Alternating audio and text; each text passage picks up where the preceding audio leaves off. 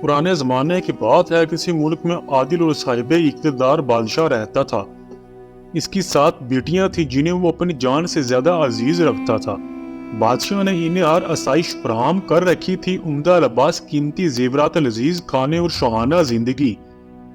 एक दिन बादशाह गैर मामूली तौर पर खुश था। इसने दरबार सजाने का हुक्म दिया और अपनी 7 बेटियों को दरबार में तलब किया। जब सब शहजादियां कतार में खड़ी हो गई तो बादशाह ने मुस्कुराते हुए कहा, आज मैं तुम सब से एक सवाल करूंगा, जिसका जवाब मुझे पसंद आया इसकी मैं पसंद का इनाम दूंगा। फिर बादशाह ने सवाल किया, बताओ तुम किसका दिया खाती हो और किसका दिया पहनती हो। सबसे बड़ी शहजादी आगे बढ़कर कहा, अब्बा हजूर, हम आपका दिया खाती हैं और आपका दिया पहनती है। बादशाह खुश हो गया। इसने इसे कीमती तोहफे दिए।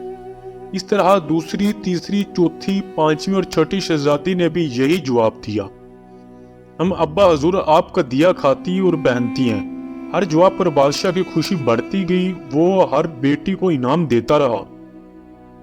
आखिर में सबसे छोटी शहजादी की बारी आई। बादशाह ने इसकी तरफ देखा। इसकी आंखों में मासूमियत, वकार और अजीब सा एतमाद था।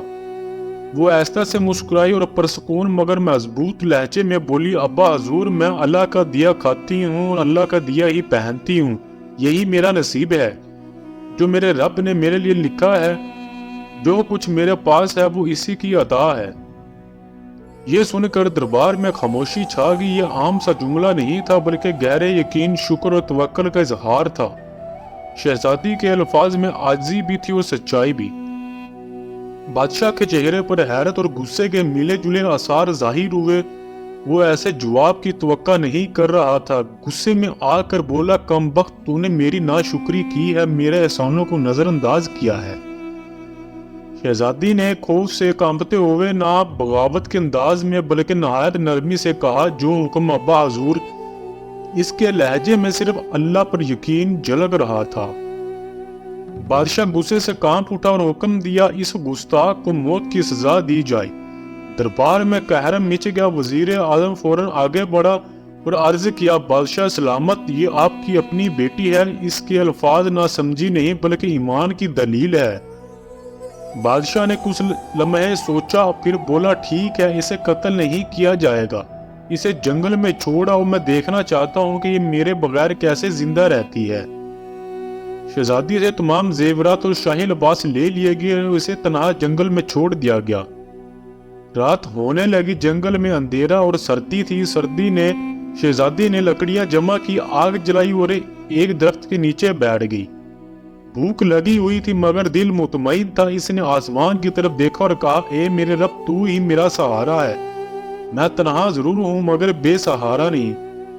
अचानक शहजादी की एक झोंपड़ी पर नजर पड़ी, जिसके बाहर एक बकरी बंधी हुई थी।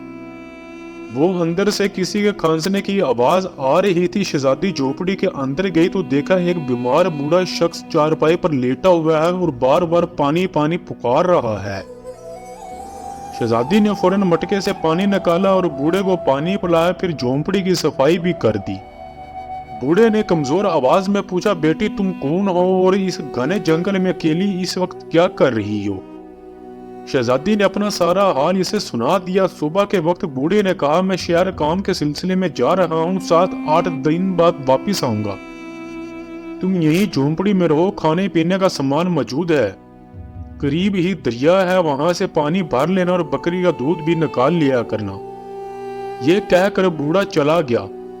जब रात होती तो शहजादी बकरी का दूध निकालती, आधा दूध अपने लिए रख लेती और आधा एक बर्तन में डालकर झोंपड़ी के बाहर रख देती। इसके दिल में ख्याल होता कि अगर कोई जानवर या परिंदा भूखा प्यासा होगा तो वो ये दूध पी लेगा।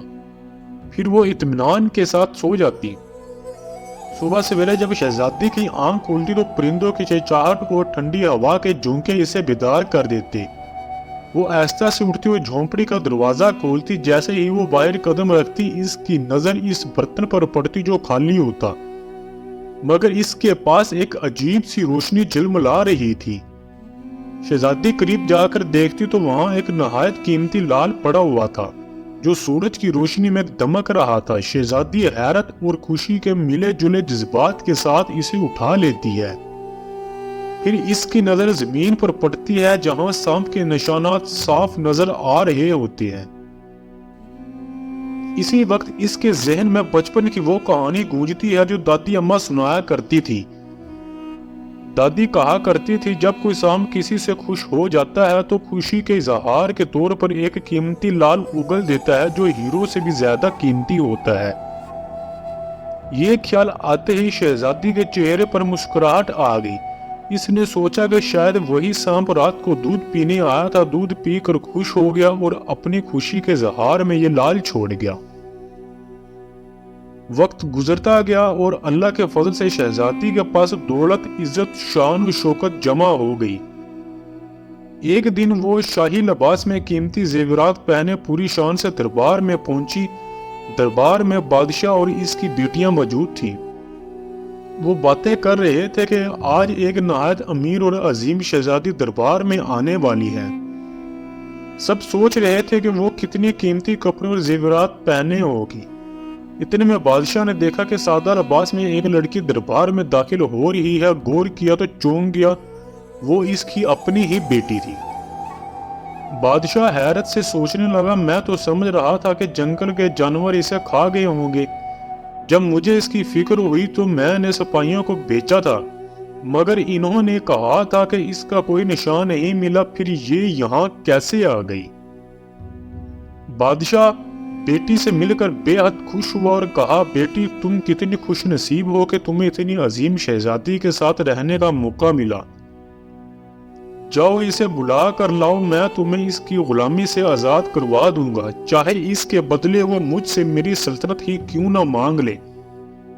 یہ سن کر شہزادی نے ایک لمحے کے لیے نظریں جھکا لی۔ اس کے لبوں پر ایک معنی خیز مسکراہٹ آ گئی۔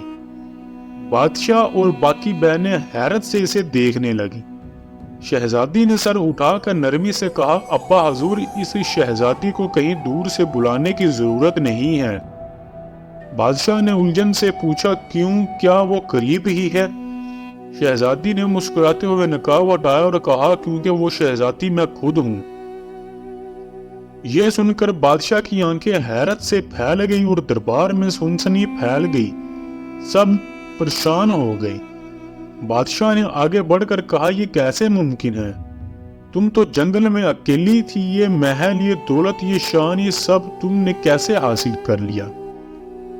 شہزادی نے پر اعتماد لہجے میں کہا، یاد ہے ابا حضور، میں نے کہا تھا کہ میں اللہ کا دیا ہوا کھاتی ہوں اور اپنی قسمت کا پہنتی ہوں۔ یہ سب میرے رب کی عطا ہے۔ آپ نے مجھے آزمائش میں ڈالا، مگر میرے اللہ نے مجھے کامیابی عطا کی۔ بادشاہ نے گہری سانس لی۔ اس کی آنکھوں میں شرمندگی اور فخر دونوں تھے۔ وہ بولا، بیٹی تم نے آج مجھے ایسا سبق سکھایا ہے جو میں نے کبھی نہیں سیکھا۔ شہزادی مسکرا کر بولی، آزمائش ہمیں توڑنے نہیں بلکہ مضبوط بنانے آتی ہے، اور جب اللہ پر توکل ہو تو دنیا کی کوئی طاقت ہمیں شکست نہیں دے سکتی۔ پھر شہزادی نے مسکراتے ہوئے کہا، باپا جان، آپ بات بھول گئے کیا؟ میں نے کہا تھا کہ میں اللہ کا دیا ہوا کھاتی ہوں اور اپنی قسمت کا پہنتی ہوں۔ دیکھیے آج بھی میں وہی کر رہی ہوں۔ اس کی بہنیں دل ہی دل میں سوچنے لگی، کاش ہم نے بھی وہی کیا ہوتا جو اس نے کہا تھا۔ جو انسان اللہ پر بھروسہ رکھتا ہے، اللہ اسے کبھی تنہا نہیں چھوڑتا۔ پوری کہانی سننے کے لیے آپ سب دوستوں کا بہت شکریہ۔ آپ کو یہ کہانی کیسی لگی پلیز کمنٹس میں اپنی رائے دیں، اور ہمارا channel story T V official کو سبسکرائب کرے، بیل آئیکن کا بٹن دبائیں تاکہ ہر آنے والی نئی ویڈیو بآسانی آپ تک پہنچتی رہے۔